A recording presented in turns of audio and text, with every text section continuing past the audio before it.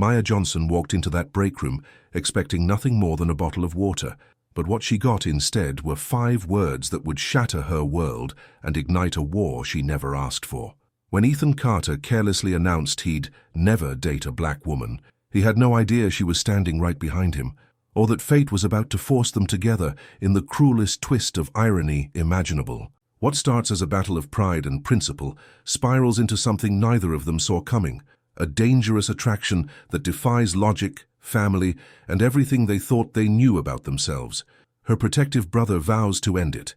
His past threatens to destroy it, and a room full of 200 witnesses will watch him risk everything in one devastating public confession. But the real question is, can love born from prejudice ever truly heal, or will the scars run too deep? Subscribe right now and tell me in the comments if you believe people can really change, because this story is about to take you on a ride you won't forget. The break room smelled like burnt coffee and someone's leftover Thai food. Maya Johnson stood at the doorway, her hand frozen on the handle. She'd only come for a water bottle, that's all. Just a quick stop before heading back to her desk. But then she heard it. "I'd never date a black woman." The words cut through the air like a knife. Sharp, clean, brutal. Maya's heart stopped. Her fingers tightened on the door handle. The laughter from the group of men at the corner table faded into uncomfortable silence. They'd seen her, standing there, still as stone. Ethan Carter sat in the middle of them, his coffee cup halfway to his lips. His face went pale. His eyes met hers. For 3 seconds, nobody moved. Maya was 28 years old. She'd worked at Henderson and Associates for 2 years. She was good at her job. Great even. Corporate communications specialist wasn't just a title on her door. She'd earned it. Every single day she earned it. She was 5'7" in her favorite heels. Her hair was pulled back in a neat bun. Her navy blazer was pressed, professional, polished, put together. But right now, standing in that doorway, she felt small. No, that wasn't right. She didn't feel small. She felt angry. "Say that again." Her voice came out steady, cold, like ice. Ethan opened his mouth, closed it, opened it again. "Maya, I said, say it again." She took a step into the room. Her heels clicked on the tile floor. "You were so confident a second ago, so sure of yourself. Say it again to my face this time." The other men scattered like roaches when the lights come on. Chairs scraped. Coffee mugs were grabbed. Suddenly, everyone had somewhere else to be. Cowards. But Ethan stayed. He set his cup down slowly, ran a hand through his dark hair. He was 30, project manager, tall, always dressed nice, the kind of guy who smiled easy and made jokes in meetings. Everyone liked Ethan Carter. Everyone except Maya. Not anymore. "It wasn't..." He stood up. "I didn't mean it like that." "How did you mean it?" She crossed her arms, held her ground. "Explain it to me. Use small words so I can understand." "Maya, come on. It was just guy talk." You were what, joking?" She laughed, but there was no humor in it. "That's the part where I'm supposed to laugh, right? Where I'm supposed to let it go because boys will be boys?" His jaw tightened. "You're taking this out of context." "Context?" She nodded slowly. "The context is you just told a room full of men that women who look like me aren't worth your time. That about sum it up?" "That's not what I said." "That's exactly what you said." The air between them crackled, heavy, thick with words unsaid, and damage already done. Maya's phone buzzed in her pocket. She didn't check it, couldn't look away from him, from those blue eyes that suddenly couldn't meet hers, from that jaw that kept clenching and unclenching. "You know what the worst part is?" Her voice dropped. Quiet now, more dangerous than when she'd yelled. "I actually thought you were decent. I thought you were different." She turned and walked out. Didn't run, didn't storm, just walked. Head high, shoulders back, the way her mother taught her. Never let them see you break. Lila Gomez found her in the bathroom on the 3rd floor, the one nobody used because the soap dispenser was always empty and the lights flickered. Maya stood at the sink, hands gripping the counter, staring at her reflection. "I heard." Lila locked the door behind her. She was 27, worked in accounting, had been Maya's best friend since orientation day. The whole office heard. Great.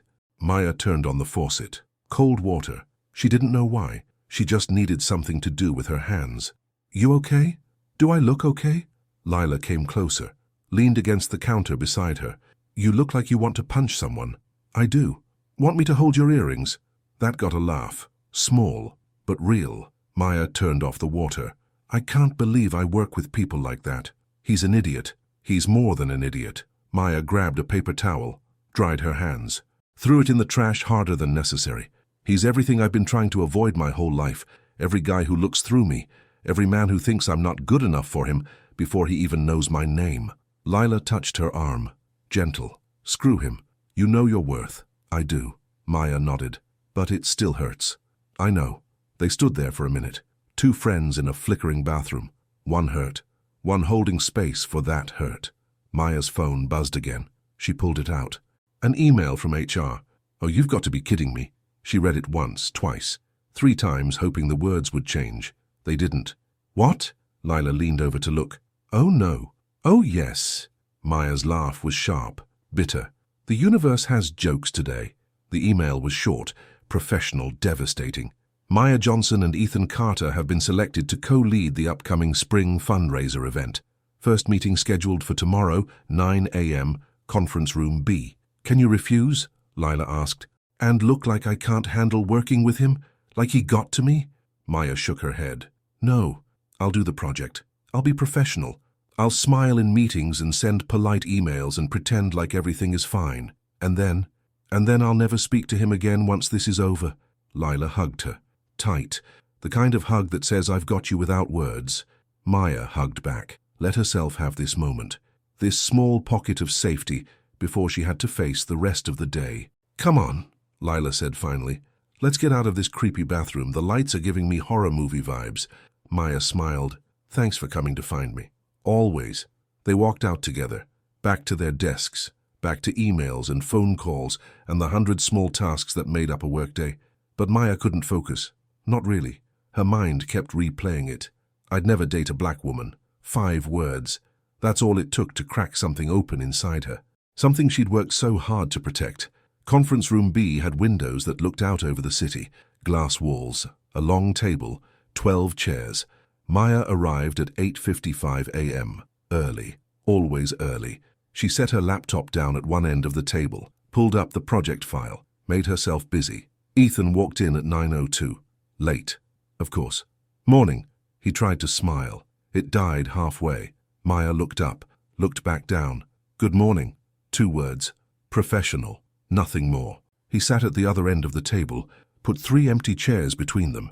The silence was loud. Finally, Ethan cleared his throat. Look, about yesterday. We're here to work. Maya's voice was crisp. The spring fundraiser is in 6 weeks. We need a theme, venue, caterers, entertainment, and a guest list of at least 200 people. Can we focus on that? His jaw tightened. I'm trying to apologize. I don't want your apology. Maya, I want to get this project done so we can both move on with our lives. She opened the folder, pulled out the brief. The budget is $50,000. The goal is to raise money for the youth literacy program. Any initial thoughts? He stared at her. She could feel it, that weight of his eyes. But she didn't look up. Finally, he sighed. Fine. We can talk work. He pulled out his own laptop. What about a library theme? Since it's for literacy. Too obvious. Garden party? Too expensive. Florals eat budget. Evening gala? Too formal. We want young professionals to show up, not feel like they need a tuxedo. They went back and forth. Sharp, quick, all business. Maya knew she was being cold. She didn't care. He'd earned it. An hour passed. They had a list of ideas, but no decisions. We need to visit potential venues, Ethan said. See what works with our timeline. I can do that myself. HR assigned us both to this. I'm not sitting around while you do all the work. Worried about your reputation? His eyes flashed. Worried about being professional, which is what you said you wanted. She closed her laptop. Hard. Fine. Send me your availability. We'll coordinate. Maya, I have another meeting. She didn't, but she couldn't sit there anymore. Couldn't breathe the same air as him and pretend everything was fine. She gathered her things, headed for the door. Your words aren't an accident, she said quietly without turning around. You meant what you said. Don't insult me by pretending otherwise. She left, didn't wait for a response. Behind her, she heard something hit the table. His fist, maybe, or his head. She didn't turn around to check. 3 days later, the elevator broke. Maya was working late. Again. The office was empty except for the cleaning crew and a few workaholics in accounting. She stepped into the elevator at 8:47 p.m. Pressed the button for the lobby. The doors started to close and then a hand shot through, stopped them. Ethan stepped in. Of course. Of course. He looked surprised to see her. Oh, hey. Maya moved to the far corner, pressed herself against the wall. Hi. The doors closed. The elevator hummed, started to descend. 5th floor, 4th floor, 3rd floor. Then the lights flickered. Then everything stopped. You've got to be kidding me, Maya muttered. The emergency lights kicked on. Dim. Yellow. Creepy. Ethan pressed the emergency button. Nothing. Pressed it again. Still nothing. Great. Maya pulled out her phone. No signal. Of course there's no signal. The emergency phone. Ethan picked up the red phone on the wall. Listened. Frowned. Dead. They looked at each other. Someone will notice, Maya said. The cleaning crew. Security. Someone. Right. Ethan nodded. Could be 5 minutes. Could be an hour. Don't say that. I'm just being realistic. Maya slid down to sit on the floor. She was tired. Her feet hurt. Her head hurt. And now she was trapped in a metal box with the last person she wanted to see. Perfect. Just perfect. Ethan stayed standing for a minute. Then he sat too, across from her, back against the opposite wall. The silence stretched. Uncomfortable. Heavy. So, he said finally. Rough week? She looked at him. Just looked. Didn't answer. Right. Stupid question. He rubbed his face. I'm not good at this. At what? Being a decent human? At apologizing? Then don't. I told you I don't want to hear it. Why not? Because it won't change anything. Her voice rose, bounced off the walls. You said what you said. You think what you think. An apology doesn't erase that. I don't think... He stopped. Started again. What I said was stupid. I know that. Do you? She leaned forward. Because from where I'm sitting, you got caught. That's all. You're sorry I heard you. Not sorry you said it. That's not fair. Fair? She laughed. Cold. Hard. You want to talk about fair? I've been counted out before I even got started more times than I can count. Every job interview, every promotion, every time I walk into a room full of people who look like you and don't look like me. I'm tired, Ethan. I'm tired of proving I belong, and now I have to work with someone who thinks I'm not even worth considering as a human being with feelings. I never said that. You said enough. She looked away, at the grey walls, at the emergency lights, at anything but him. You said more than enough. The silence came back. Different this time. Heavier, like all the air had been sucked out. Maya closed her eyes, leaned her head back. She was so tired, tired of fighting, tired of being strong, tired of holding herself together when all she wanted to do was scream. I had this boyfriend in college, she said quietly. David. We dated for 8 months. He was sweet, funny, smart. I really liked him. She paused. Ethan didn't say anything, just listened. He never introduced me to his parents, made excuses every time I asked. His dad's traveling, his mum's busy. Next time, always next time. She opened her eyes. One day I showed up at his place unannounced. His parents were there. They looked at me, looked at him, and his dad said, "Is this what you've been hiding?" Ethan's face did something, twisted, like he'd tasted something bitter. David didn't defend me, Maya continued. He just stood there, silent. And I realized he was ashamed of me, not because of who I was as a person, but because of what I looked like, because his dad wouldn't approve, because it was easier to hide me than to fight for me. Maya, so when I heard you say what you said, it all came back, all of it. Every time I wasn't good enough, every time someone looked through me instead of at me, every time I had to work twice as hard for half the credit. She met his eyes. That's why I don't want your apology, because words are cheap and I've heard them all before. The elevator suddenly shuddered, lights flickered, then blazed back to full brightness. The car lurched, started moving again. They both stood up quickly, awkwardly. The doors opened on the lobby. Security guard looked up, surprised. "Oh, you folks okay? We just got the system back online." "We're fine," Maya said. She stepped out fast, didn't look back. "Maya, wait." But she was already walking away, through the lobby, out the glass doors, into the night. Behind her, she heard Ethan call her name again. She didn't stop, couldn't stop. She made it to her car before the tears came. The meeting with the client was scheduled for 2 p.m. on Friday. Maya prepared for 3 days, researched the company, studied their market position, created a presentation that was flawless. She walked into the conference room at 1:55. Ethan was already there. So were the clients.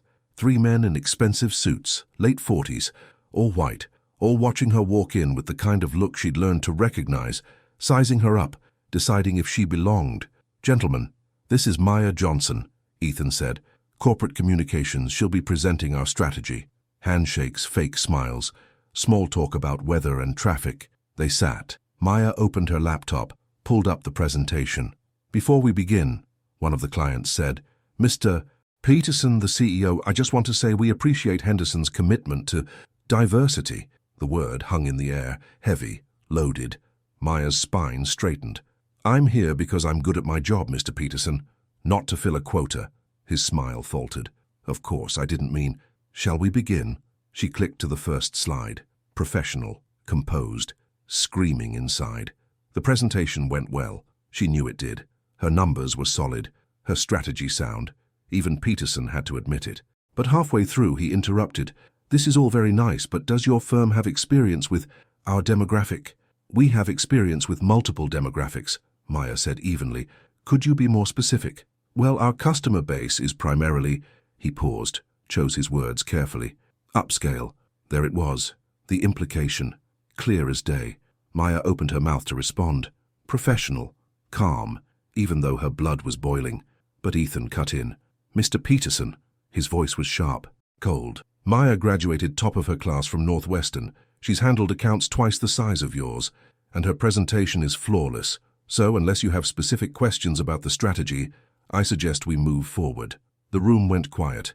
Peterson's face turned red. "I was simply—" "You were questioning her qualifications based on assumptions," Ethan said flatly. "Don't." Maya stared at him, at Ethan. Who was defending her? The same man who'd said he'd never date someone who looked like her, who was now facing down a client, risking the account. For her. Peterson cleared his throat. "My apologies. Please continue." The rest of the meeting was tense, but professional. They wrapped up at 3:30. The clients left without much fanfare. Maya packed her things slowly. Ethan stood by the window, hands in pockets. "You didn't have to do that," she said quietly. "Yes, I did. You might have cost us the account." "I don't care." She looked up. "Why?" He turned to face her. "Because he was out of line. Because you worked hard on that presentation. Because—" He stopped, ran a hand through his hair. "Because you were right, in the elevator, about everything." Her heart did something strange, a little flip. She ignored it. "Why would you defend me if you don't respect me?" The question came out softer than she meant it to. He looked at her, really looked. "I do respect you. I know you don't believe that. I know I have no right to ask you to believe it, but I do." She wanted to say something, wasn't sure what. Her phone rang, broke the moment. She glanced at the screen. "I have to take this. Maya, thank you for standing up for me in there." She headed for the door, paused. "It matters. Even if I'm still angry at you, it matters." She left before he could respond. But for the first time in days, the knot in her chest loosened, just a little. The storm hit on Tuesday evening. Maya was the last one in the office. Again, she'd stayed late to finish the venue proposals. 6 options, complete with pricing, capacity, and availability. She wanted this project done, wanted to move on. She packed up at 9 p.m. The office was dark except for the emergency exit signs. Rain drummed against the windows, hard, angry, perfect. She'd parked 3 blocks away, cheaper lot. She grabbed her umbrella from her desk drawer. Old. One of the spokes was bent. It would have to do. The lobby was empty. The security guard waved as she signed out. She pushed through the glass doors into the storm. Wind hit her immediately. Cold. Wet. The umbrella flipped inside out after 3 steps. Damn it! She fought with it. Gave up. Let it collapse. She was getting soaked anyway. Thunder rolled. Lightning flashed. The kind of storm that came fast and mean. Her heels slipped on the wet pavement. She caught herself, kept walking, head down, arms wrapped around her laptop bag. Headlights appeared beside her. A car slowing down, window rolling down. "Maya." She looked over. "Ethan. Of course. Get in." "I'm fine." "You're drowning. Get in the car." Rain poured down her face, into her eyes. Her blazer was soaked through. She was shivering. Pride said keep walking. Common sense said get in the damn car. Common sense won. She ran around to the passenger side, yanked open the door, practically fell inside. Warm air hit her. The heater was on full blast. Classical music played softly. The car smelled like leather and coffee. "Thank you," she managed through chattering teeth. "Where's your car?" Monroe Street lot, 3 blocks. He put the car in drive. Didn't say anything else. Just drove. Maya tried not to drip all over his seat. Failed miserably. Sorry about your car. It's just water. They drove in silence. The windshield wipers worked overtime. The storm wasn't letting up. What were you still doing at the office? He asked. Venue proposals. Wanted to finish them. You could have done them tomorrow. I wanted them done today. He glanced at her. You work too hard. Says the guy who was also there at 9 p.m. Fair point. They reached her car. An old Honda, blue, reliable, nothing fancy. Ethan pulled up beside it, left the engine running. Thank you for the ride, Maya said. She reached for the door handle. Maya, she stopped, didn't look at him. I'm sorry. His voice was quiet. Not because you heard me, because I said it, because I hurt you, because I was careless with my words and thoughtless with my privilege. I'm sorry. She sat there, hand on the door, heart pounding. I've been thinking about what you said, in the elevator, he continued, about David, about everyone who made you feel less than. And I made you feel that way too. I added myself to that list, and I hate that. I hate that I did that to you. Maya turned to look at him. Rain streaked the windows, made patterns in the streetlight. His face was half in shadow, but his eyes were clear, honest. I can't take it back, he said. I wish I could, but I can't. All I can do is tell you that I see you. I see how smart you are, how talented, how hard you work, and I respect the hell out of you, I do. Her throat felt tight. Ethan, you don't have to say anything. I needed you to know. They sat there, in his car, in the rain. The silence was different now, not heavy, just full. Finally, Maya nodded. Okay. I hear you. I don't know if I forgive you yet, but I hear you. He smiled, small, sad. That's more than I deserve. She opened the door. Cold air rushed in. See you tomorrow. Maya? She looked back. For what it's worth, I was wrong. About everything. Their eyes met, held. Something passed between them. Something unspoken. Something that made her chest feel warm despite the cold rain. Good night, Ethan. Good night. She got out, ran to her car, fumbled with her keys, got inside, started the engine. Through her rain-covered windshield, she saw him, still sitting there, waiting, making sure she got in safely. She drove away, watched him disappear in her rearview mirror. And for the first time since the break room, Maya felt something other than anger. She felt hope. Maybe, just maybe. Derek Johnson lived in a small house on the east side, red brick, white shutters, a garden his wife Keisha tended every weekend. Maya knocked on the door at 7 p.m. sharp, Friday night, family dinner night. She tried to skip sometimes. Derek never let her. The door swung open. Her brother stood there, 6'2", broad shoulders, protective eyes that saw everything. There's my baby sister. He pulled her into a hug, strong, safe, the way he'd hugged her since she was little. I'm only 4 years younger than you, Maya said into his chest. Still my baby sister. Keisha appeared behind him, beautiful, warm, pregnant with their second child. Stop hogging her. Get in here, Maya. The house smelled like roast chicken and cornbread, home smells, comfort smells. Their son Marcus ran up, 5 years old, all energy and missing front teeth. Aunt Maya, I drew you a picture. Let me see. She took the paper, a stick figure in a cape. Is this me? You're a superhero. Her heart melted. Best drawing ever, buddy. They settled in the kitchen, Keisha at the stove, Derek setting the table, Marcus running circles around them. Normal, easy, family. So, Derek said casually, too casually. How's work? Here it came. Maya had wondered when he'd ask. Lila had probably texted him. She texted him everything. It's fine. Just fine. Derek. Keisha gave him a look. Let her breathe first.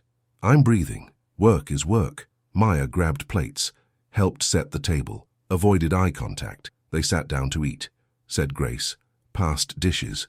Marcus told a long story about his kindergarten class pet, a hamster named Mr. Whiskers, who escaped twice. Maya laughed, ate, tried to enjoy it, but Derek was watching her. She could feel it. Finally, after Marcus went to play, Derek leaned back, crossed his arms. Lila told me about the guy at your office. Of course she did. She's worried about you. I'm fine. You're not fine. You're my sister. I know when you're not fine. Maya set down her fork. What do you want me to say? I want you to tell me what happened. So she did. The whole story. The break room. The words. The forced partnership. The elevator, the client meeting, the storm. Derek's jaw got tighter with every sentence. By the end, his hands were fists on the table. "Stay away from him," he said flatly. "It's a work project. I can't." "After the project then, stay away." "Derek, men like that don't change, Maya. They say what they mean. He showed you who he is. Believe him." She wanted to argue, wanted to say Ethan was different, that his apology felt real, that something was shifting between them. But Derek looked so worried, so protective, like when she was 16 and boys started calling, like when she went to college and he made her promise to text him every night.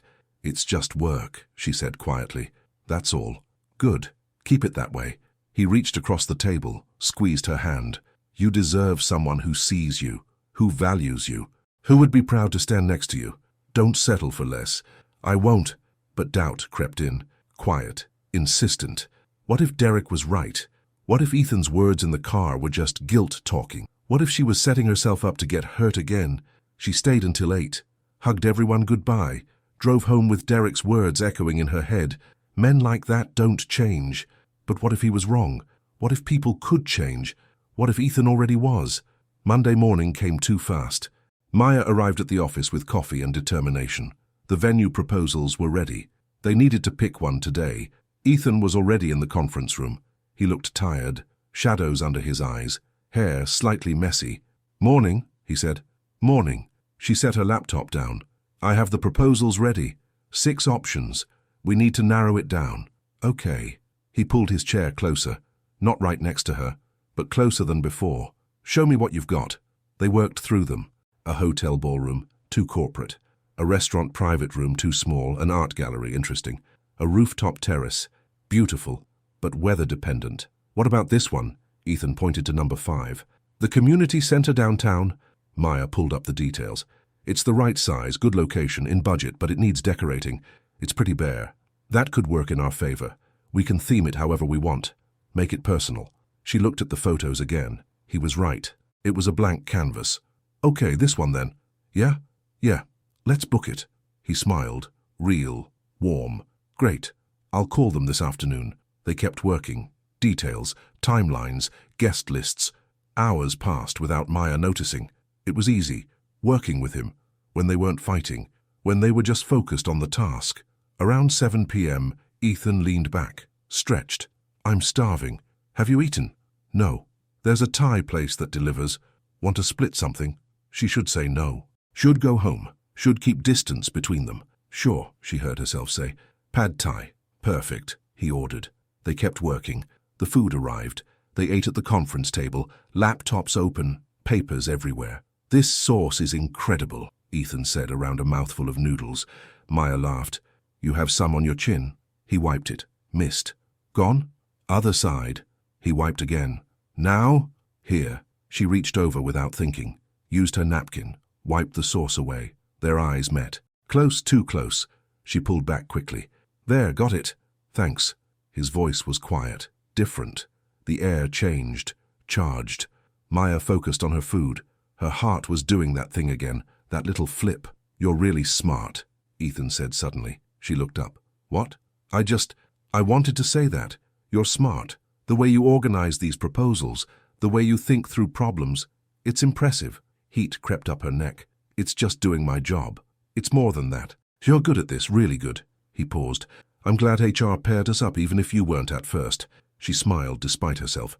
"I'm still deciding if I'm glad." "Fair enough." They finished eating, cleaned up, got back to work. But something had shifted. The wall between them. It was still there, but smaller now, with cracks in it. At midnight, Maya finally closed her laptop. "I need to go home before I fall asleep on this table." "Yeah, me too." Ethan stood, gathered his things. "Hey, Maya." "Yeah?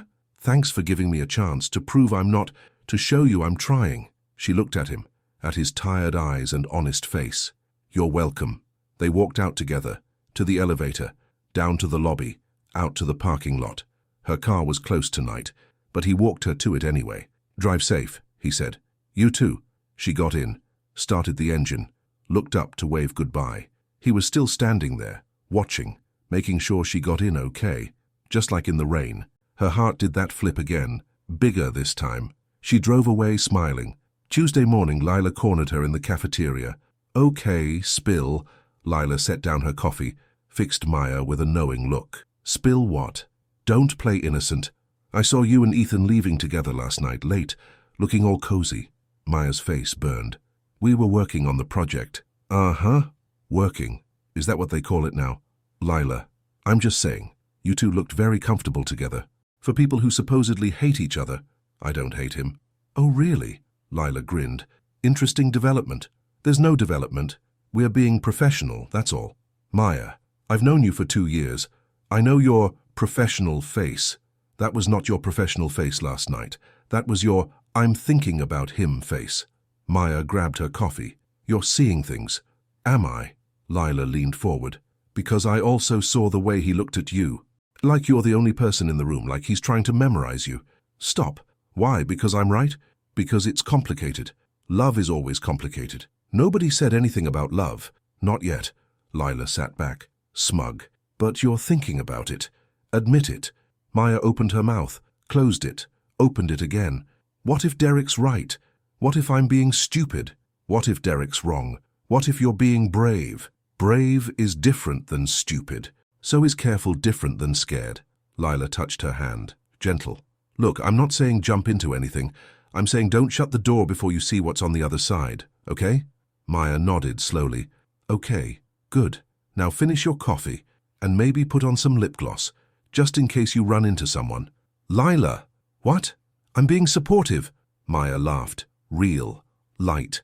For the first time in weeks, things felt normal, like maybe everything would be okay. Her phone buzzed.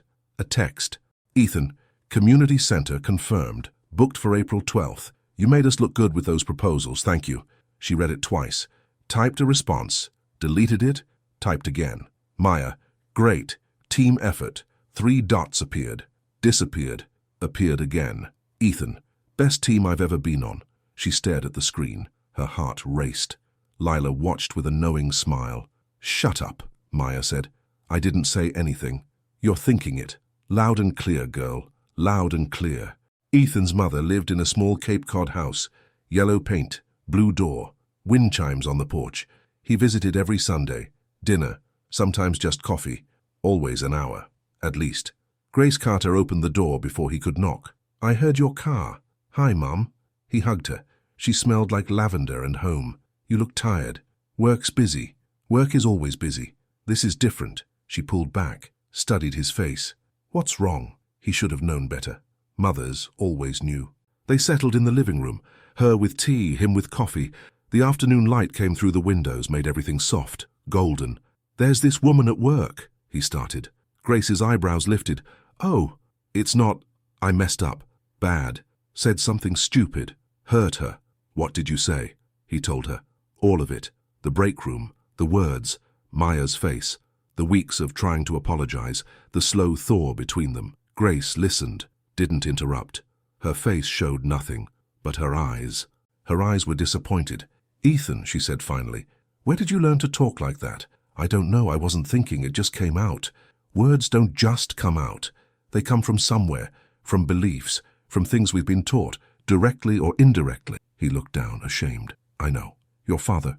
She paused. Chose her words. Your father had a lot of opinions. About who belonged where. Who was acceptable. Who wasn't. Ethan's jaw tightened. His father. Gone now. Dead 3 years. But his voice still echoed sometimes. Still influenced. Still hurt. I'm not him, Ethan said. No, you're not. But you carry pieces of him. We all carry pieces of our parents. The question is, which pieces do you keep? Which ones do you throw away? I'm trying to throw them away. Are you? She leaned forward. Or are you just apologizing because you got caught? Because it's uncomfortable? Because you want to feel better? I'm apologizing because I hurt her. Because I was wrong. Because... He stopped. Ran his hands through his hair. Because I can't stop thinking about her. Ah, Grace smiled. Small. Knowing. There it is. What? The real reason you're here. You don't just feel guilty. You have feelings for her. Did he? Ethan thought about Maya. Her strength. Her intelligence. The way she'd stood tall in the break room even though he'd wounded her. The way she worked. Laughed with Lila. Fought for herself in every moment. Yeah, he had feelings. What do I do? He asked quietly. You prove it. Not with words. Words are cheap. You prove it with actions, with consistency, with showing her every day that you see her, that you value her, that you're not your father's son anymore. What if it's too late? What if I already destroyed any chance I had? Grace reached over, took his hand. Love isn't about never making mistakes. It's about what you do after you make them. Fight for her, Ethan, but fight for her the right way, with humility, with patience, with respect. He nodded. I will. Good. She sat back, sipped her tea. Now, tell me about this woman. What's her name? Maya. Pretty name. Pretty person. Inside and out. Grace smiled wider. Then don't let pride cost you love. You hear me? Pride will steal everything if you let it. Don't let it. He thought about his father, about the man who pushed everyone away, who died alone, bitter, angry at the world. Ethan didn't want to be that man. He wanted to be better. For himself, for his mother, for Maya. I hear you, Mom, I hear you. Wednesday night. Late again. Maya was starting to think she lived at the office. The presentation slides were almost done. Just a few more edits. Final touches. She heard footsteps. Looked up. Ethan. You're here late again, he said. So are you. Noticed a pattern? She smiled. Maybe we both need hobbies.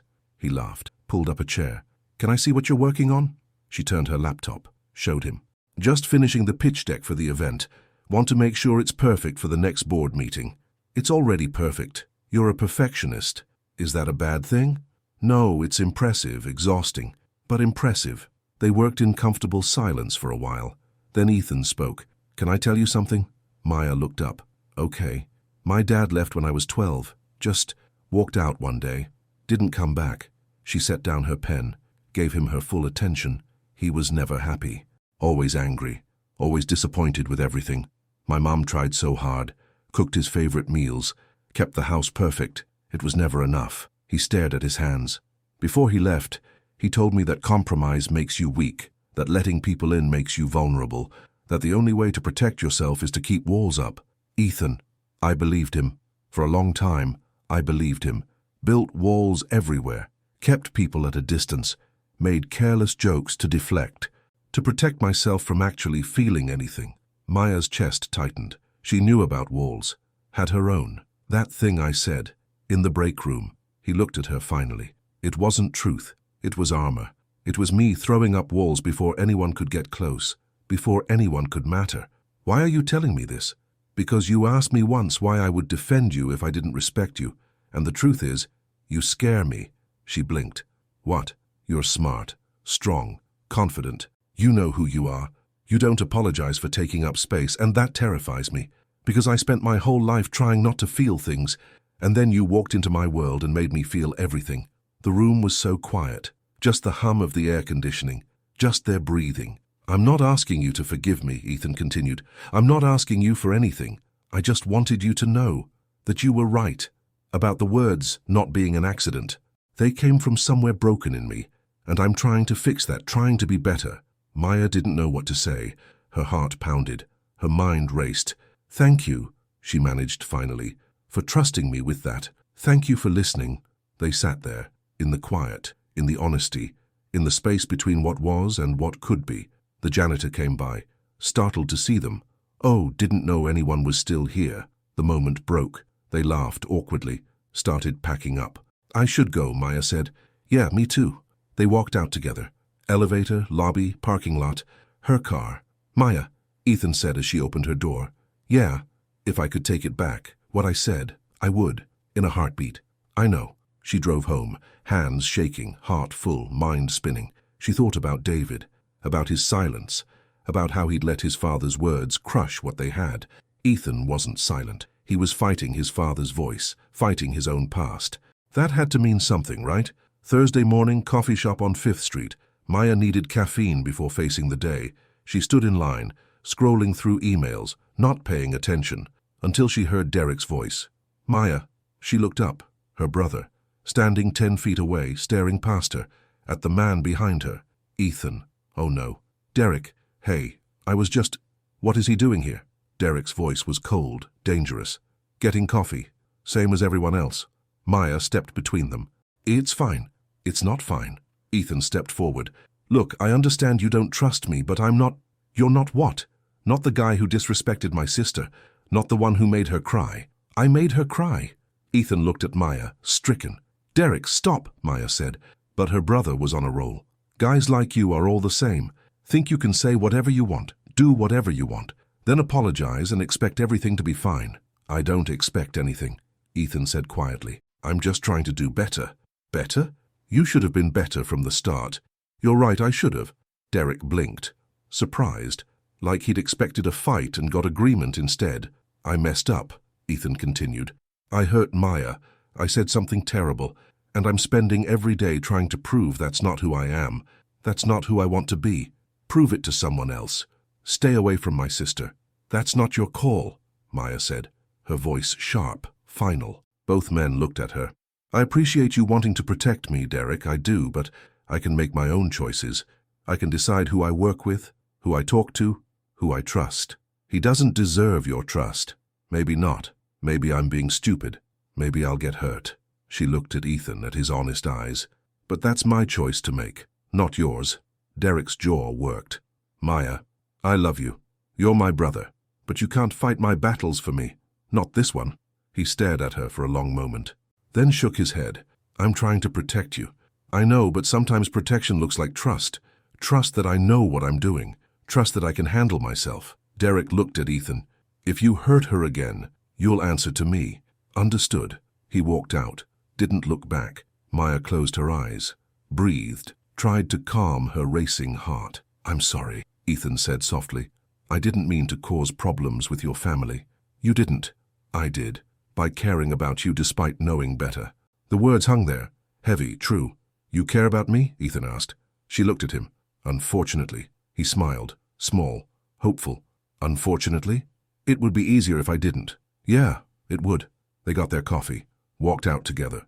The morning sun was bright. Too bright. Maya squinted. "Want a ride to work?" Ethan asked. She should say no, should maintain distance, should protect herself. "Yes," she said instead. They drove in silence. Comfortable, easy, like they'd done this 100 times before. At the office, Ethan pulled into the garage, parked, turned to her. "Thank you," he said, "for standing up for me back there. You didn't have to."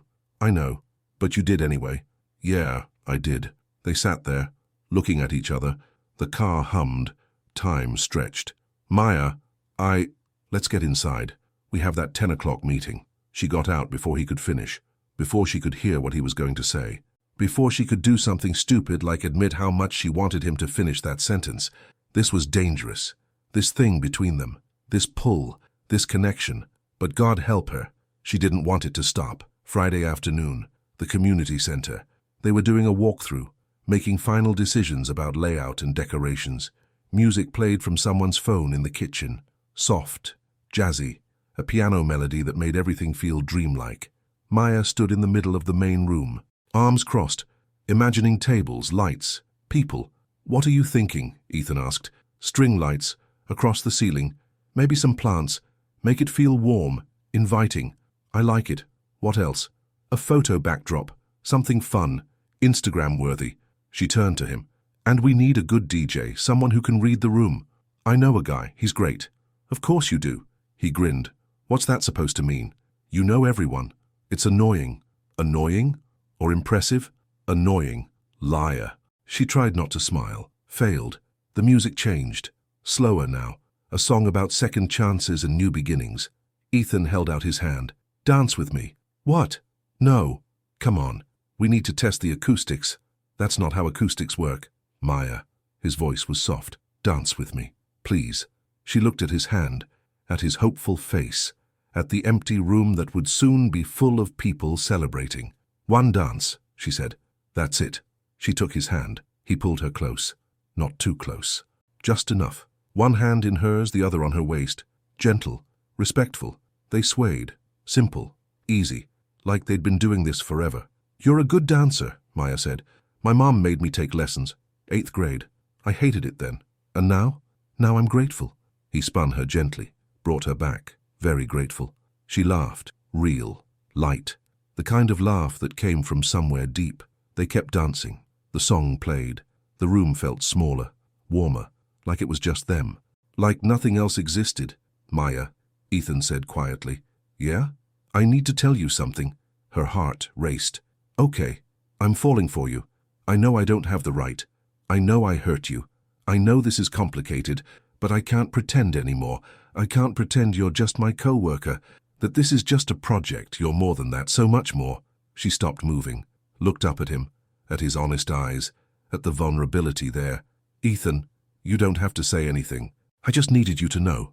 Rain started outside, soft patters against the windows, perfect timing, like the universe was listening. I'm falling for you too, Maya whispered, and it terrifies me. His eyes widened. Yeah? Yeah. He leaned in, slowly, giving her time to pull away, to change her mind, to run. She didn't run. Their lips met, soft, gentle, perfect. The kiss deepened. Maya's hands found his hair, his arms tightened around her. The world disappeared. Everything disappeared except this moment, this feeling, this connection. They pulled apart, breathless, foreheads touching, hearts racing. Don't make me regret this, Maya whispered. I won't, I promise. They stood there, holding each other, while rain fell outside and music played inside and something beautiful and terrifying began between them. Saturday evening, Maya's apartment. She was making dinner when someone knocked, not Lila. Lila always texted first. She looked through the peephole. Derek? She opened the door. Hey, can we talk? Sure, come in. He stepped inside, looked around, at her neat living room, at the kitchen where pasta boiled, at the books on her shelf. Want some dinner? I made extra. Maya. He stopped, started again. I saw you today with him, walking out of the community center, holding hands. Her stomach dropped. Derek, are you dating him? She could lie, should lie, make it easier. But she'd never lied to her brother. Wouldn't start now. Yes. His face hardened. After everything I said, after what he did to you, after I made my own choice. Yes, you're making a mistake. Maybe. But it's my mistake to make. He's using you, Maya. Guys like that, stop. Her voice was firm. You don't know him. You met him once for 5 minutes in a coffee shop. I know enough. No, you don't. She crossed her arms. He apologized. Really apologized. Not the fake kind. The real kind. Where you actually see your mistake and try to fix it. He's been nothing but respectful since then. Patient. Kind. He's been, what? Good to you? That's the bare minimum, Maya. You deserve more than the bare minimum. I deserve someone who sees their flaws and works to fix them. Someone who admits when they're wrong. Someone who fights for me even when it's hard. Her voice rose. He stood up for me. In front of a client. In front of everyone. When did David ever do that? Derek flinched. This isn't about David. Yes, it is. It's about me not being good enough, not being worth fighting for. And I'm tired of believing that. I'm tired of letting other people's opinions define my worth. I'm trying to protect you. I don't need protection. I need support. There's a difference. They stared at each other, brother and sister, both stubborn, both hurt. If he breaks your heart, Derek started, then I'll heal. But that's not your burden to carry. I'm a grown woman. I can handle my own heartbreak. He shook his head, looked away. I don't like this. I know. I don't trust him. I know. But I trust you. He met her eyes. So if you say he's worth it, if you really believe that, then I'll try. I'll try to give him a chance. Relief flooded through her. Thank you. But one wrong move. I know. You'll kill him. You've made that clear. He almost smiled. Almost. Come here. She hugged him. Tight. Her big brother. Her protector. Even when she didn't need protecting. Stay for dinner, she asked. Can't. Keisha's making pot roast, but soon. Maybe we can all have dinner together. You, me, Keisha, and... He struggled with the name. Ethan. Yeah, him. It wasn't much, but it was a start. After Derek left, Maya's phone buzzed. Ethan, thinking about you. Hope you're having a good night. She smiled, typed back. Maya, better now. See you Monday. Ethan, counting the minutes. She held her phone to her chest. Let herself feel it. The happiness, the hope, the possibility of something real. This was terrifying, but maybe that's what love was supposed to be. Terrifying and beautiful and worth the risk. She hoped. She really, really hoped. Monday morning started perfect. Too perfect. Maya walked into the office with coffee and a smile she couldn't hide. Lila noticed immediately. Oh my God, what happened? Nothing. Liar. You're glowing. You never glow on Monday. Maya tried to keep a straight face. Failed? We kissed. Lila squealed. Actually squealed. People looked over. Tell me everything. Shh. Not here. Yes, here. Right now. I need details. So Maya told her about the community center, the dance, the kiss, how it felt like the world stopped spinning. I told you, Lila grabbed her hands. I told you there was something there. You were right. Say that again. I want to record it. Maya laughed. Don't make this weird. Too late. It's already weird. You're dating the guy you hated 2 weeks ago. That's the definition of weird. I didn't hate him. Okay, strongly disliked. Maybe. They walked to their desks. The office buzzed with Monday energy. Phones ringing, keyboards clicking. Normal chaos. Ethan walked past, saw Maya, smiled. That smile, the one that made her stomach flip. She smiled back, small, private, just for him. He winked and kept walking. Lila fanned herself dramatically. Girl, you are in trouble. I know. Good trouble, though. The best trouble. The week flew by. Work, planning, stolen moments in the break room. Quick texts that made Maya smile at her desk. Wednesday night, they had dinner. A small Italian place on 3rd Street. Quiet, dimly lit. Candles on the tables. I can't believe this is happening, Maya said over pasta. What? This? Us? 2 weeks ago I couldn't stand you. Ethan grinned. And now? Now I still can't stand you, but in a different way. I'll take it. They talked for hours. About everything, about nothing. About childhood memories and favorite movies and what they wanted from life. Ethan told her about his first job, waiting tables at a diner, how he spilled coffee on a customer and got fired after 3 days. Maya told him about her college roommate, how they'd stayed up all night studying and accidentally locked themselves out of their dorm in pajamas. It was easy, natural, like they'd been doing this forever. I want to do this right, Ethan said as they walked to her car. Take you on real dates, meet your friends, do this properly. We're already doing it properly. I mean, I want everyone to know. I want to walk into the office holding your hand. I want to take you to company events. He stopped, looked at her. I want to be with you, really with you, not hiding. Her heart swelled. Okay. Yeah? Yeah. He kissed her. Right there, under the streetlight, in front of anyone who might see. And Maya didn't care. For the first time in her life, she didn't care who was watching, who was judging, what anyone thought. She was happy, and that was enough. Friday night. Company happy hour. Maya almost didn't go. She hated these things. Forced socializing, fake conversations, too many people in too small a space. But Ethan asked her to come, said he wanted to be there with her, publicly. So she went. The bar was packed. Co-workers everywhere. Music too loud, drinks too expensive. Ethan found her immediately. You came. I came. Want a drink? Please. They pushed through the crowd, got to the bar, ordered. His hand found hers. Casual, natural, like it belonged there. People noticed. Maya felt their eyes, heard the whispers, saw the looks. You okay? Ethan asked. Yeah, just getting used to being the center of attention. We can leave if you want. No, I want to be here. With you. He squeezed her hand. Then we'll stay. They found Lila near the back. She hugged Maya, shook Ethan's hand. Nice to officially meet you as Maya's boyfriend, not her enemy. Nice to be the boyfriend, Ethan said. They talked, laughed. Lila told embarrassing stories about Maya. Ethan told worse ones about himself. It felt normal, good, but Maya couldn't shake the feeling. Eyes on them. Judgment, curiosity, something else she couldn't name.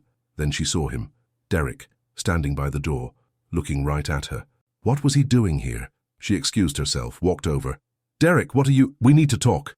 His voice was tight, controlled, angry under the surface. Now. She looked back. Ethan watched them, concerned. She held up a finger. 1 minute. Outside, the night air was cool. Traffic hummed. Music thumped from inside the bar. What's wrong? Maya asked. I talked to Mom today, their mother, who lived in Atlanta, who Maya called every Sunday. Okay? She mentioned she saw pictures on Facebook of you and some guy at a restaurant holding hands. Oh no. You told Mom you were dating someone, but you didn't tell her about the break room, about what he said, about how it started. Derek, she's asking me questions about him, about whether he's good for you, and I don't know what to say because I don't think he is. That's not fair, isn't it? He crossed his arms. He humiliated you. Publicly. And now you're parading him around like everything's fine? Everything is fine. He apologized. We moved past it. Did you move past it? Or did you just accept less than you deserve because you're lonely? The words hit like a slap. That's not what this is. Are you sure? Because from where I'm standing, it looks like you're settling. Again, like with David, like with every guy who makes you feel special until you realize you're not. Stop it. I'm trying to protect you. I don't need protection. Her voice rose. I need you to trust me, to believe that I know what I'm doing, that I can make my own choices, even when those choices are going to hurt you. Even then, they stared at each other. The gap between them felt huge, impossible to cross. The bar door opened. Ethan stepped out. Everything okay? Stay out of this, Derek said coldly. Derek, don't... Maya started, but Ethan walked closer. If you have something to say to me, say it. You're using her, making yourself feel good about being the white savior, dating her to prove you're not racist, but you are. Deep down, where it counts, you are. Ethan's face went hard. You don't know me. I know enough. Derek, stop. Maya stepped between them. This isn't... Are you proud of her? Derek asked Ethan. Are you going to introduce her to your friends, your family? Or is she just your little secret?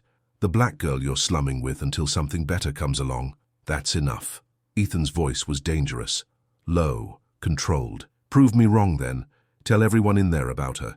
Tell them you're together, loudly, proudly, or admit you're ashamed. I'm not ashamed. Then prove it. Maya watched Ethan's face.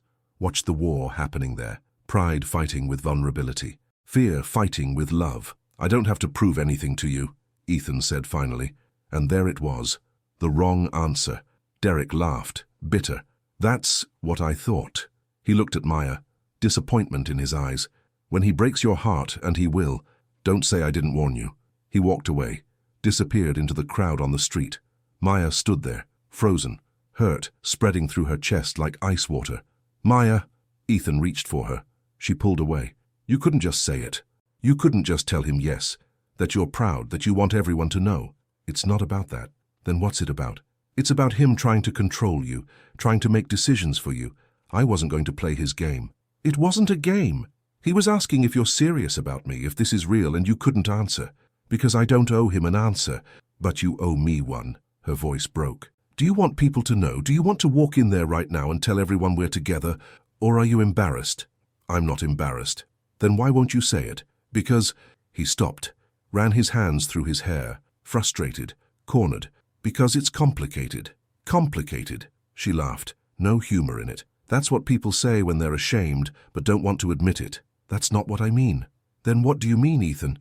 Explain it to me. Use simple words. He looked at her hurt eyes and defensive posture, and she saw him retreat, saw the walls go back up, the shields that protected him from feeling too much. I need time, he said quietly, to figure this out, to process. Time. She nodded, stepped back. Right, of course. Maya, please, save it. She turned, started walking. Where are you going? Home. You said you needed time, so take it. She didn't wait for a response, didn't look back, just walked to her car on shaking legs and held herself together until she was inside. Then she cried. Maya called in sick Monday and Tuesday. She couldn't face the office, couldn't face him. Lila came over Tuesday night with ice cream and tissues. He's been asking about you, Lila said. Keeps texting, calling. He looks miserable. Good. Maya. I was right there, Lila, standing in front of him, asking him to choose me. And he couldn't do it. He's scared. I'm scared too. I'm terrified. But I chose him anyway. I risked everything, my pride, my heart, my relationship with Derek. And he couldn't even tell my brother that he's serious about me. Lila held her hand. What are you going to do? Move on. Finish the project. Go back to how things were before. Can you do that? I have to. But Wednesday morning came, and Maya couldn't stay away anymore. Work piled up. The event was in 3 weeks. She had responsibilities. She walked in at 8, head high, shoulders back, professional armor in place. Ethan was already there at his desk. He looked up, saw her, started to stand. She walked past, didn't stop, didn't acknowledge him. In her office, she closed the door, breathed, tried to center herself. Her computer dinged. Email from Ethan Carter. Subject, can we talk? She deleted it, didn't read beyond the subject line.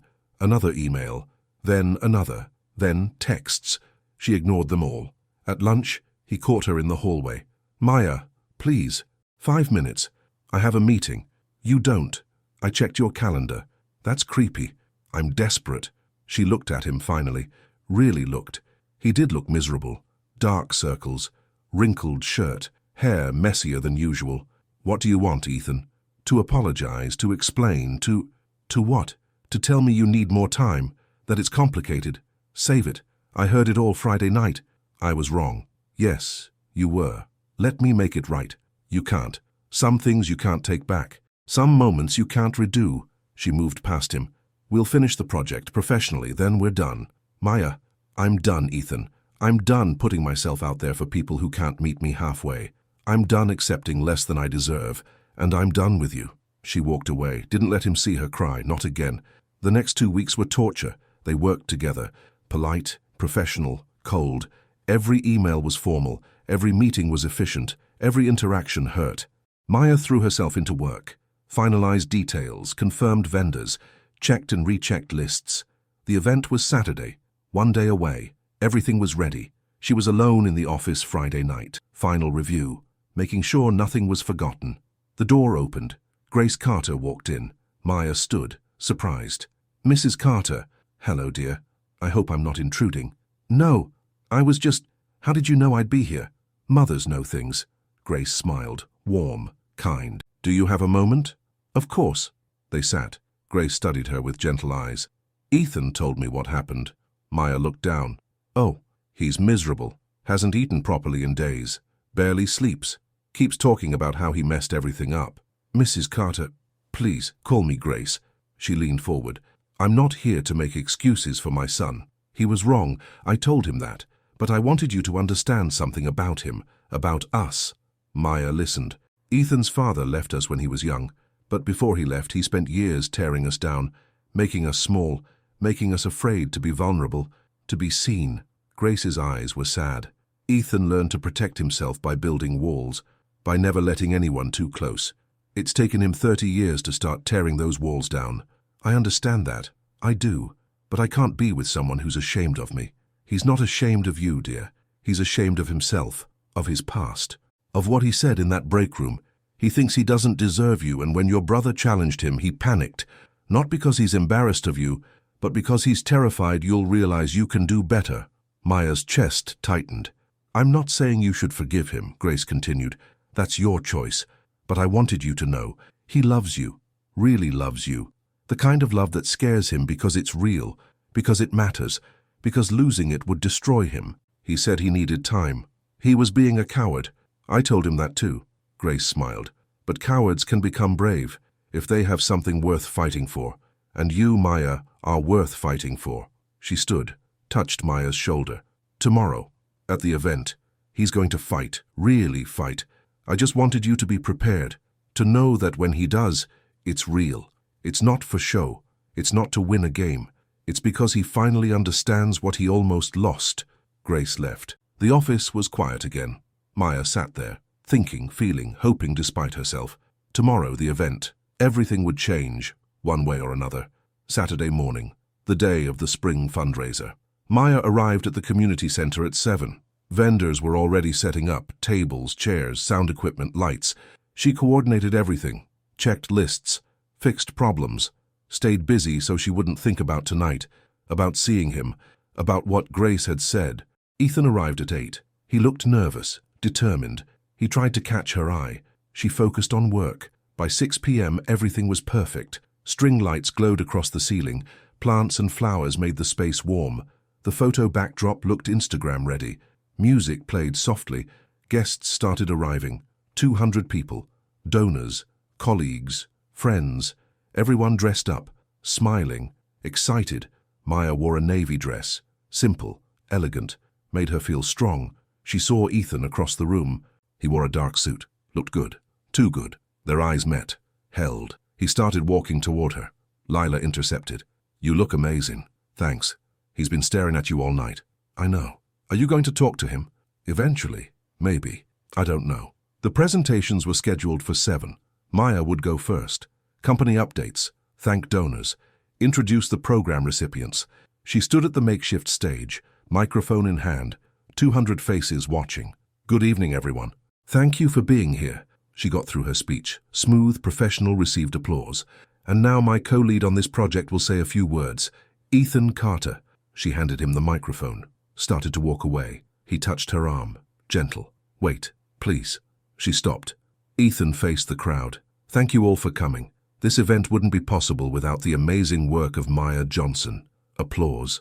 Maya smiled politely, tried to leave again. But before we continue, Ethan said, I need to say something I should have said weeks ago. Maya's heart stopped. What was he doing? A month ago, I made a terrible mistake. I said something racist, something hurtful, something that revealed my own prejudice and ignorance. His voice was clear, strong. I hurt someone I care about deeply, and I've spent every day since trying to make amends, trying to be better, trying to deserve a second chance. The room was silent. Maya stood frozen. Maya Johnson is the smartest, strongest, most incredible person I know, and I was too proud, too scared, too caught up in my own issues to tell the world what she means to me. He looked right at her. So I'm telling you now, all of you, I love her. I'm in love with her, and I was an idiot to let my pride get in the way of showing her that. Gasps rippled through the crowd, whispers, shocked faces. Maya couldn't breathe, couldn't move, couldn't believe this was happening. The doors burst open. Derek stormed in, face furious. Maya, we're leaving. Derek! Maya found her voice. No, I'm not watching this. I'm not letting him. I love her, Ethan said loudly. To Derek, to everyone. I love her, and I don't care who knows it. I don't care what anyone thinks. She's the best thing that ever happened to me, and I was too stupid to see it, too scared to fight for it. But I'm done being scared. I'm done letting pride win. I'm done hiding. Derek stopped, stared. You think a speech fixes everything? No, I think actions do. I think showing up every day does.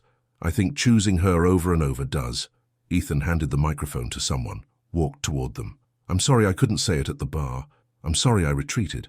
I'm sorry I made you doubt how much you mean to me. He stood in front of Maya now, close, vulnerable, open. I'm terrified, he continued quietly, just for her. I'm terrified of messing this up, of not being good enough, of hurting you again. But I'm more terrified of losing you, of living my life without you in it. So I'm asking, begging, for another chance. To prove I'm serious, to prove you're not just important to me, you're everything. Tears streamed down Maya's face. Ethan, don't make me regret this, he whispered. Please, let me love you. Let me show everyone how proud I am, how lucky I am, how much you mean to me. She looked at Derek, her brother, her protector, waiting for her to choose. Then she looked at Ethan, at his hopeful eyes and trembling hands, at the man who just laid himself bare in front of 200 people. If you ever... She stopped, started again. If you ever make me feel small again, if you ever let your pride come before us, if you ever hide me or make me question my worth, I won't, I swear I won't. Don't ever hide me again. Her voice was firm, strong. Not for your pride, not for your fear, not for anything. If we do this, we do it all the way. No hiding. No pretending, no walls. No walls, he agreed. I promise, no more walls. She looked at Derek again. I'm staying. With him. I know you don't understand, but I need you to try, please. Derek's jaw worked. His eyes moved between them. Finally, he nodded. Stiff, reluctant, but a nod. One chance, he said to Ethan. That's all you get. That's all I need. Maya turned back to Ethan, cupped his face. You better mean this. I do. God, I do. Then kiss me, right here, in front of everyone. Show me you mean it. He didn't hesitate, pulled her close, kissed her deeply, honestly, perfectly. The room erupted. Applause, cheers, Lila screaming somewhere in the crowd. When they finally pulled apart, Maya was smiling, really smiling, the kind of smile that started in her soul. I love you, Ethan whispered. I love you so much. I love you too. Don't make me regret it. Never. They kissed again, shorter this time, sweet, full of promise. The rest of the night was a blur. People congratulated them, asked questions, took photos. The event was a success. They raised more money than expected, but Maya barely noticed. She only noticed Ethan, his hand in hers, his smile, his eyes that never left her face. They walked out together around 11. The night was cool, clear, stars visible despite the city lights. That was the scariest thing I've ever done, Ethan said. Good. You should be scared. I'm scary. He laughed. You are. Terrifyingly wonderful. They reached her car, stood in the parking lot, neither wanting the night to end. Where do we go from here? Maya asked. Forward. Together. One day at a time. He kissed her forehead. I meant what I said. About you being everything. I did. I know. Yeah? I could see it. In your eyes. You were terrified. I was. But you're worth it. Worth the fear. Worth the risk. Worth everything. She hugged him. Tight. Let herself feel safe in his arms. Don't let go. Never. They stood there under the stars. In the empty parking lot. Two people who almost lost each other. Who fought through pride and fear and hurt. Who chose love anyway. You walked in and changed everything, Maya whispered. You know that? You changed me too, made me better, made me want to be better. Good, because I have high standards. I'll spend my life meeting them. She smiled. Promise? Promise. They kissed again. Slow, sweet, full of tomorrow and possibility and hope. This was just the beginning. Maya knew that. There would be more challenges, more fears, more moments when they'd have to choose each other over pride, but they would. She believed that now. Believed in him, in them, in the power of two people willing to fight for love. And that was enough. More than enough. It was everything. Sunday morning, Maya woke up to 53 text messages, half from Lila, mostly heart emojis and screaming in all caps, the other half from people at the event. Congratulations. Questions. A few judgy comments she deleted without reading. One from Grace. So proud of my boy. And so happy for you both. One from Derek. Coffee tomorrow? Just us. She stared at that one. Typed and deleted 3 responses. Finally settled on, sure. 10 a.m.? His response came immediately. See you then. Her doorbell rang. She looked at the clock. 9 a.m. Who visits at 9 a.m. on Sunday? She opened the door. Ethan stood there with coffee and pastries. Hi, he said, nervous, like he wasn't sure he'd be welcome. Hi. She stepped aside. Come in. He set the bag on her kitchen counter, handed her a cup. Caramel latte. Extra caramel. You remembered. I remember everything about you. They stood in her small kitchen. Morning light coming through the windows. The city waking up outside. Last night was, Maya started, insane. I know. I can't believe I did that. Do you regret it? Not even a little bit. He moved closer. Do you? No. But Ethan, we need to talk. Really talk. About what this means, about expectations, about... I know. He nodded. We do. And we will. But first, he cupped her face. Gentle. Careful. Good morning. I just needed to say that. Good morning to my girlfriend, who I'm not hiding, who I'm so proud of I can't stand it. She smiled. Good morning to my boyfriend, who made a grand gesture in front of 200 people and almost gave me a heart attack. Too much? Terrifying, but perfect. They kissed. Soft. Sweet. Morning kisses that tasted like coffee and promise. They ate breakfast at her tiny table, talked about the event, about people's reactions, about the money raised, about everything except the hard stuff. Finally, Ethan set down his pastry. I want to do this right. Meet your friends, your family, take you on dates, show you off, be the kind of boyfriend you deserve. I'm meeting Derek tomorrow. For coffee. How do you feel about that? Scared, hopeful, both. She played with her cup. He's trying, that's what matters. I want to meet him properly, not in a parking lot or coffee shop. I want to sit down with him and show him I'm serious. He might kill you. I'll risk it. She laughed. You're crazy. About you? Absolutely. They spent the day together. Lazy, easy, watched movies on her couch, ordered takeout, talked about childhood memories and future dreams. Around 6, Ethan's phone rang. His mother. Hi, Mom. He put her on speaker. Ethan, Michael Carter. That was quite the show last night. He blushed. Maya tried not to laugh. You saw? Mrs. Henderson called me. Then Mrs. Rodriguez. Then half the church group. Everyone saw. Grace's voice was warm, amused. I'm proud of you, son. Thanks, Mom. And Maya, I hope you're there listening, because I want you to know you're good for him. The best thing. Welcome to the family, dear. Maya's throat tightened. Thank you, Grace. That means everything. Come for dinner next weekend, both of you. I make a mean pot roast. We'll be there, Ethan said. After they hung up, Maya wiped her eyes. Your mom is wonderful.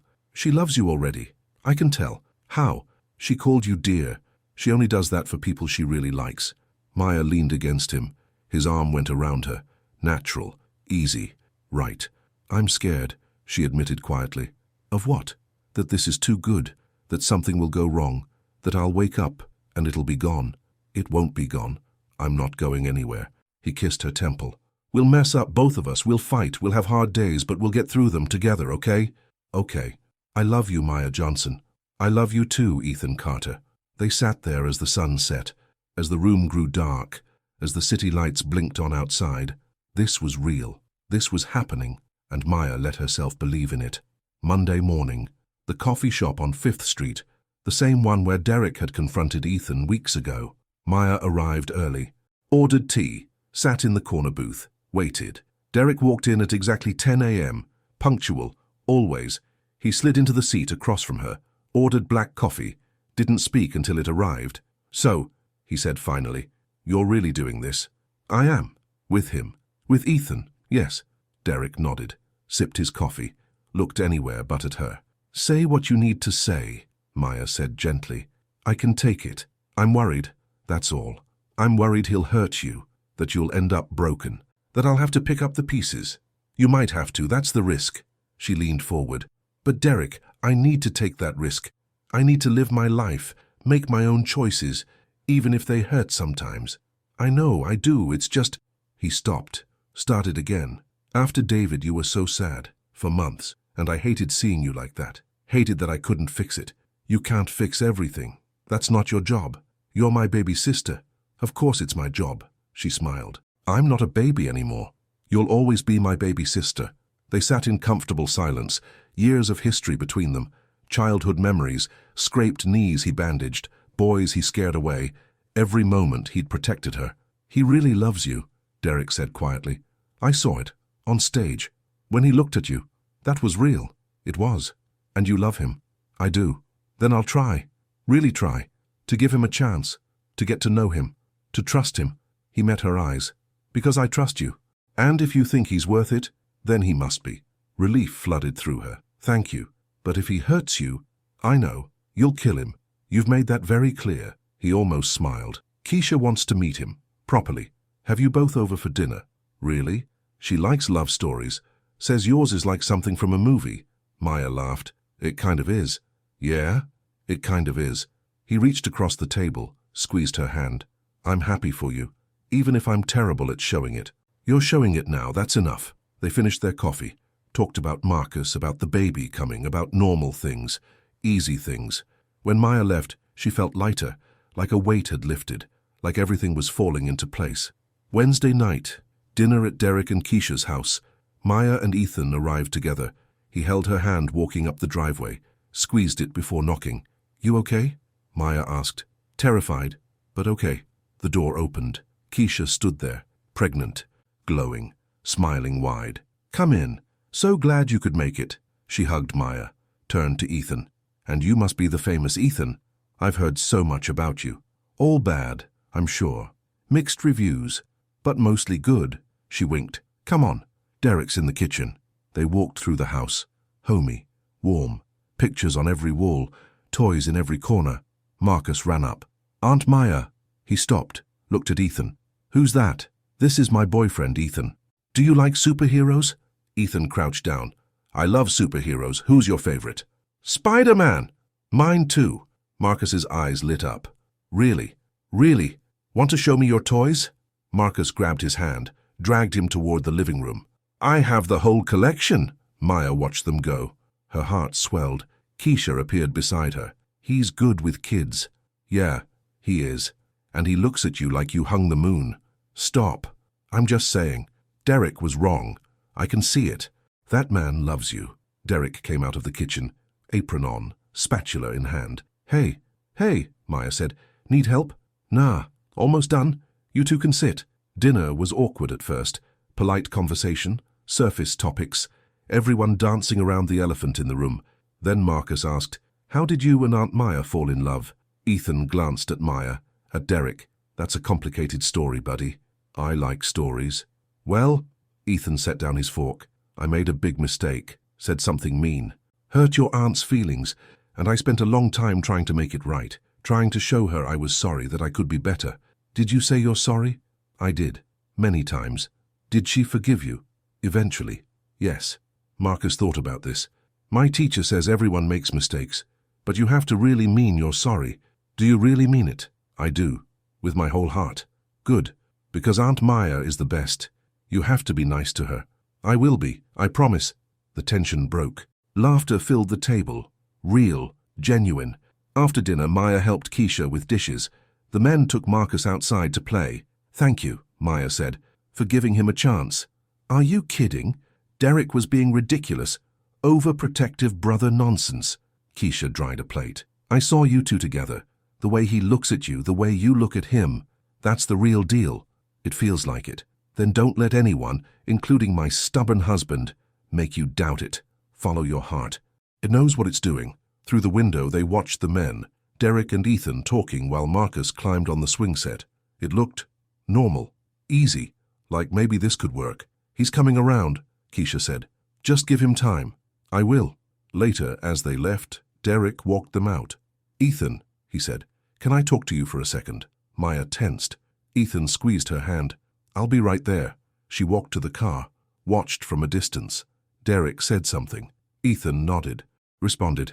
They talked for several minutes. Serious faces, intense body language. Finally, Derek held out his hand. Ethan shook it. They stood there, a moment of understanding passing between them. Then Ethan walked to the car, got in. What did he say? Maya asked immediately. He said if I hurt you, he'll make my life miserable, but if I don't, he'll try to be my friend. Really? Really? Maya looked back. Derek stood on the porch, Keisha beside him. He raised his hand. A small wave. Maya waved back. That went better than expected, Ethan said. Much better. They drove home holding hands. The radio played softly. The night was clear. Everything felt possible. Friday night. Dinner at Grace's house. The yellow Cape Cod looked exactly how Maya imagined. Cozy, welcoming. Wind chimes singing in the breeze. Grace opened the door before they knocked. Come in, come in. She hugged Ethan, turned to Maya. And you must be Maya. Oh, you're even more beautiful in person. Thank you for having me. Are you kidding? I've been dying to meet you properly. Come in, dinner's almost ready. The house smelled like roast and herbs and home. Pictures covered every surface. Ethan as a baby, as a kid, awkward teenage years. Mom, you don't have to show her those, Ethan groaned. Oh, I absolutely do. Grace pulled out a photo album. Look at this one. He was 7, missing his 2 front teeth. Maya laughed. Adorable. They sat in the living room. Grace asked about Maya's work, her family, her life, real questions, interested questions. Dinner was amazing. Pot roast, mashed potatoes, green beans, homemade rolls. This is incredible, Maya said around a mouthful. Thank you, dear. I'm so glad you like it. They talked for hours, about everything. Grace told stories about Ethan's childhood, about her marriage, about starting over after divorce. It's not easy, Grace said. Starting over, choosing to trust again after you've been hurt. But it's worth it. Love is always worth it. She looked at Maya, at Ethan, at their joined hands on the table. You two have something special. I can see it. Don't let pride get in the way. Don't let fear win. Hold on to each other, even when it's hard, especially when it's hard. We will, Ethan said. Promise me. I promise, Mom. After dinner, Grace pulled Maya aside, into the kitchen, away from Ethan. I want to thank you, Grace said quietly. For what? For being patient with him, for giving him a chance to grow, for seeing past his mistakes to who he really is. Her eyes were warm, kind. He's a good man, not perfect, but good, and he loves you more than I've ever seen him love anyone. I love him too. I know. I can see it. The way you look at him, the way you are with him. You make him better, braver, more himself. She squeezed Maya's hand. I'm so glad he found you. Maya's eyes filled with tears. Thank you for raising such a good man. Well, I had help. He chose to be good. Every day he chooses it, just like he chose you. They hugged, long, warm, the kind of hug that said welcome and family and I'm here for you. When they left that night, Maya felt complete, like all the pieces were finally fitting together. Your mom is wonderful, she said in the car. She loves you. I love her too. Good, because you're stuck with us now, both of us. Maya smiled. I can think of worse fates. He brought her hand to his lips, kissed it. Me too. 2 weeks later, Monday morning, the office. Maya walked in to find her desk covered in flowers, balloons, a giant card. Lila stood nearby, grinning. Open it. Maya opened the card. Inside, signatures from everyone in the office. Congratulations. Thank you. Well wishes. At the bottom, in Ethan's handwriting, thank you for being the best partner, in work and in life. She looked up. Ethan stood in his office doorway, watching, smiling. She walked over. This was you. I had help, but yes. Mostly me. It's too much. It's not enough, but it's a start. They stood in his office. Door open, everyone watching. Not hiding, not pretending. The fundraiser raised $73,000, Ethan said. Double our goal. Because of you. Because of your work. Our work. Okay. Our work. He stepped closer. But mostly yours. You're incredible. I hope you know that. You're pretty incredible yourself. Want to grab lunch later? That new sandwich place? It's a date. Good. I'll pick you up at noon. She went back to her desk, tried to focus, couldn't stop smiling. Lila appeared. You two are disgustingly cute. Thank you. I'm so happy for you. Really, you deserve this. We both do. Good things. Happy endings. This isn't an ending, it's a beginning. Maya looked across the office, at Ethan working, at their colleagues going about their day, at this life she was building. You're right, it is. 3 months later, June, Maya's birthday. Ethan planned a surprise. Where are we going? She asked for the 10th time. It's a surprise. Stop asking. I hate surprises. No, you don't. You just think you do. They drove to the pier, walked along the boardwalk. The ocean spread out before them. Endless, beautiful. He led her to a bench. Their bench, he called it, where they'd sat last month watching the sunset, where they'd talked about the future, about dreams. Okay, close your eyes. Ethan, trust me. She closed her eyes. Heard rustling, movement, his nervous breathing. Okay, open. She opened her eyes. Ethan knelt in front of her. Wait. Her heart stopped. Relax. Not that. Not yet. He grinned. But this. He held out a small box. She opened it. Inside, a necklace. Delicate. Beautiful. A small pendant in the shape of a heart. It's not an engagement ring, Ethan said, because we're not there yet. But it's a promise. That we will be. Someday. When we're ready. When the time is right. Maya's eyes filled with tears. You walked into my life and changed everything, he continued. Made me see myself clearly. Made me want to be better. Made me believe in love. In second chances. In the possibility of something real. Ethan, I know we still have work to do. I know I'm not perfect. I know I'll mess up sometimes. But I also know I want to spend my life with you, building something beautiful, something worth fighting for. She couldn't speak, could only nod. Tears streaming down her face. He took the necklace, clasped it around her neck. Happy birthday, Maya. I love you so much. I love you too. More than I knew I could love anyone. They kissed. Long, deep, perfect. The ocean crashed beside them. The sun set in brilliant colors. People walked by, life continued. But in that moment, it was just them. Just this love they'd fought so hard for. This connection that refused to break.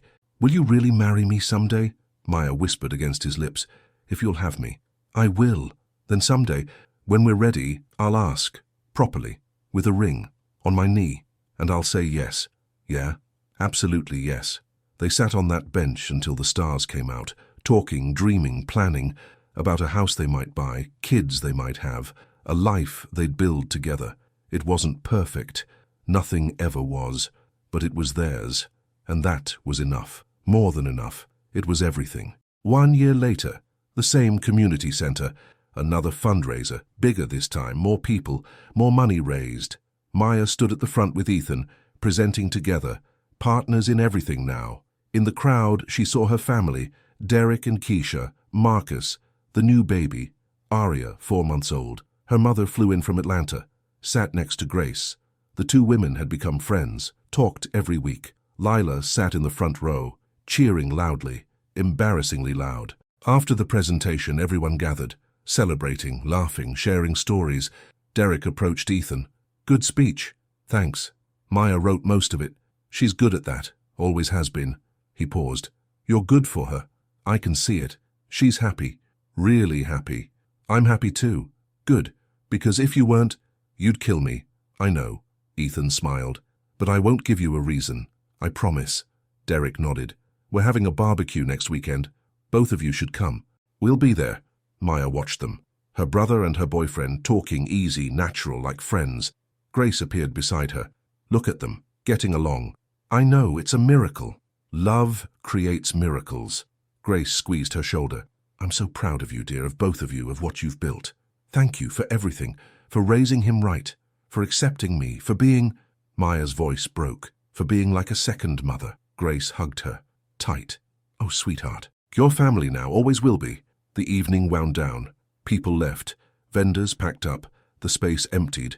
Maya and Ethan were the last ones there, standing in the center of the room, right where they'd danced a year ago, where everything had changed.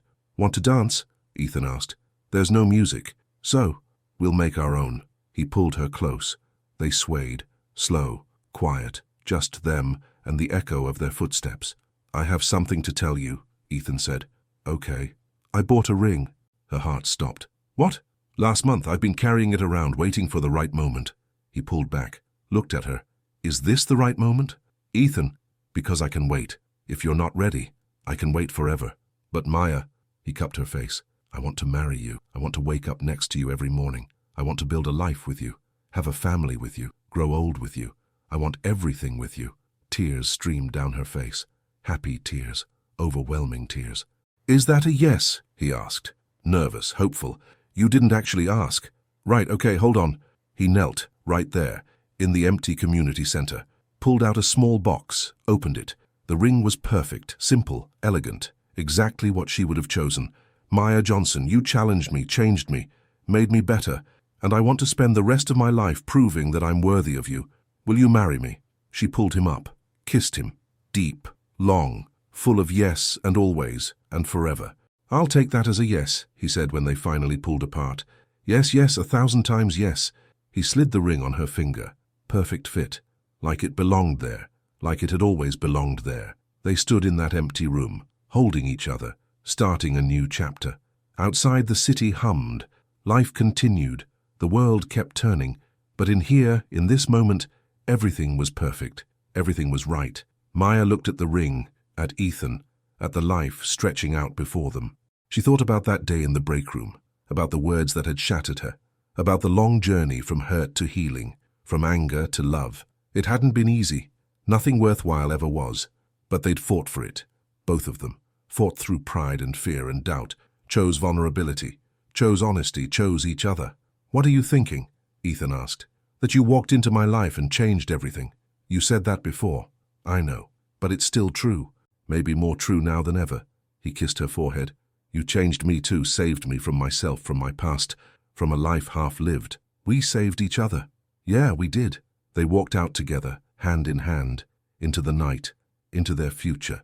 The stars shone above, endless, brilliant, full of possibility, and Maya knew, with absolute certainty, that this was just the beginning. The best was yet to come. Together, they would build a life, raise a family, face challenges, celebrate victories, hold each other through storms.